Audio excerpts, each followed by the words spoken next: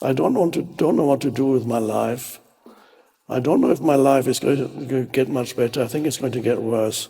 My life. It's all conceptual stuff in your mind. My life. Oh, so not realizing that all that is not your life at all.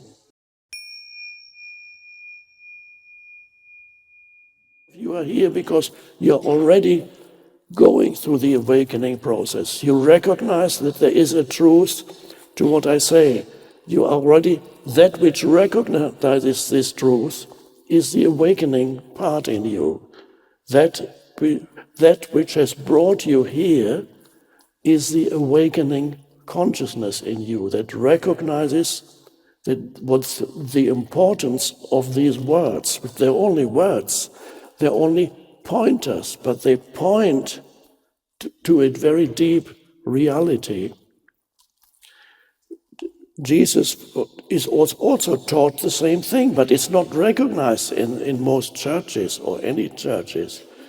Jesus spoke often about the importance of awakening, of staying awake in parables. A literal quote from Jesus, for example, is, I quote, "And what I say to you, I say to all, stay awake." This is literally from one of the Gospels. What I say to you, I say to all, stay awake. So it's awakening was also his teaching, but mostly not, unfortunately, not recognized in the church. And even if they read it in a church, it would still send you to sleep. And what I say to you, I say to all, stay awake. Stay awake, stay awake. Okay.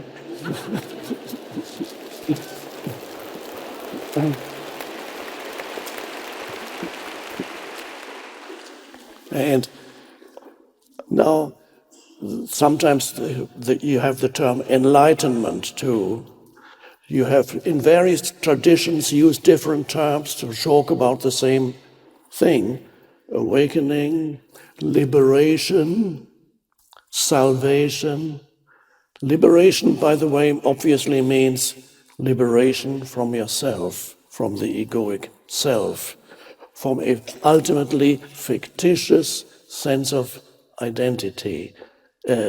So that's liberation, and the awakening is awakening out of the trap of the thinking mind.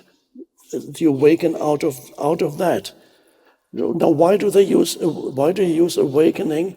Because everybody in ordinary life, everybody knows what awakening is in a conventional sense of the word. Every morning, obviously, you awaken out of the sleep state into a different state of consciousness. You're asleep, and then suddenly in the morning, you go. So you see the shift from one state of consciousness to another. You awaken. That's conventional awakening. Now, these ancient spiritual traditions are saying that in the same way that you can awaken from sleep into the state of normal wakefulness, you can awaken from normal wakefulness, which is also a kind of sleep, they say, or truly. The normal is also an unconscious state. In the same way that you can awaken from sleep into the normal, seemingly awakened state, you can awake from this normal state of wakefulness into the true awakening. And this can easily be demonstrated. Let's say a human being is identified with the thinking mind and thinking about me, my problems, my life. Let's say it's nighttime, you're 3 o'clock in the morning, you wake up. Oh my God, And then what's going to happen is that this is just disastrous. This is not going to go well. It can't go. What can I do if he does that? Then I can say that, but it's not. I'm going to lose it all. I know it. And then yesterday, why did he say that? I should have said that, but why didn't I say that? I should have. I can't take any more of this. My life is just, it's pointless. What's the point of it all? What's the point of it all? This person is awake, but not spiritually awake at all. This is totally unconscious, spiritually speaking, because he's completely identified with the stream of thinking, which creates a fictitious identity, a narrative. He continuously tells himself this narrative, and he calls this narrative my life. My life. Oh, my life, my life didn't go as well as it should have gone. Things went wrong with my life. I don't know what to do with my life. I don't know if my life is going to get much better. I think it's going to get worse. My life. It's all conceptual stuff in your mind. My life. Oh, so not realizing that all that is not your life at all. It's a story in your mind, and the story becomes an identity, and the story becomes a person. Me, I, person. So let's say then, go back to this moment. You're awake in the night, thinking, and then perhaps suddenly remember the possibility of stepping out of this continuous stream of thought, plus the emotions that reflect the thoughts. If the thoughts are fearful, think bad things are going to happen, then you feel the corresponding emotion. So you have both things, thought, emotion. Suddenly you remember it is possible to step out of this by becoming present. And you may remember having read in a spiritual book somewhere, perhaps it's a book it was called The Power of Now. It's a weird title. You read that by taking one or two conscious breaths, you can step out of the continuous stream of thinking by directing your attention simply to your breathing without necessarily saying, I'm going to do a breath meditation now. No, in a more relaxed way, just take your attention to your breath. You notice that you're breathing, and your attention follows the breath into the body and out of the body a few times.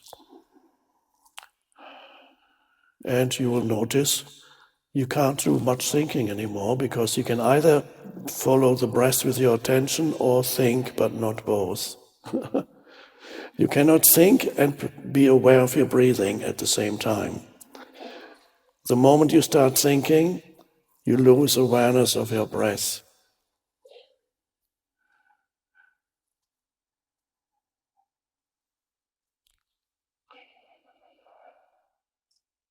So what happens is, even with one conscious breath, a little space opens up within you. So a space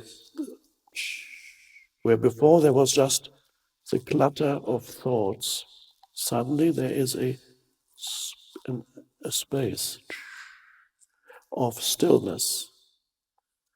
But not the stillness of sleep, it's an alert stillness.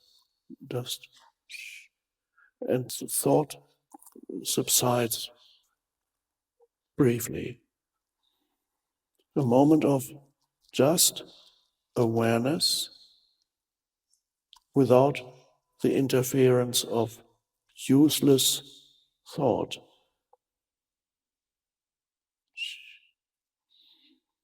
Oh, and that is the beginning of spiritual awakening.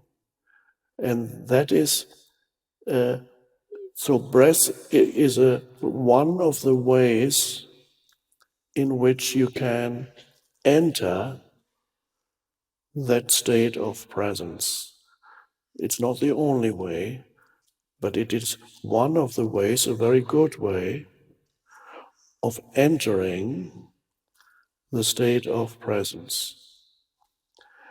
And even here, if I may suggest, while you are listening to these words, it is possible, but you may have to find out in your own experience whether this is true. It is possible to be aware of your breathing and listen to the words at the same time. And so one could say you have presence or awareness in the background, and the words that you are listening to and what you are seeing with your eyes, a man on a chair talking, that's the foreground. The foreground is whatever is happening. You begin to notice then that within you there is another dimension of consciousness that you had not been aware of, but it's always been there. So you don't need to struggle to achieve it, because many people think they need to achieve enlightenment. They need to somehow get it's there somewhere to be achieved, some future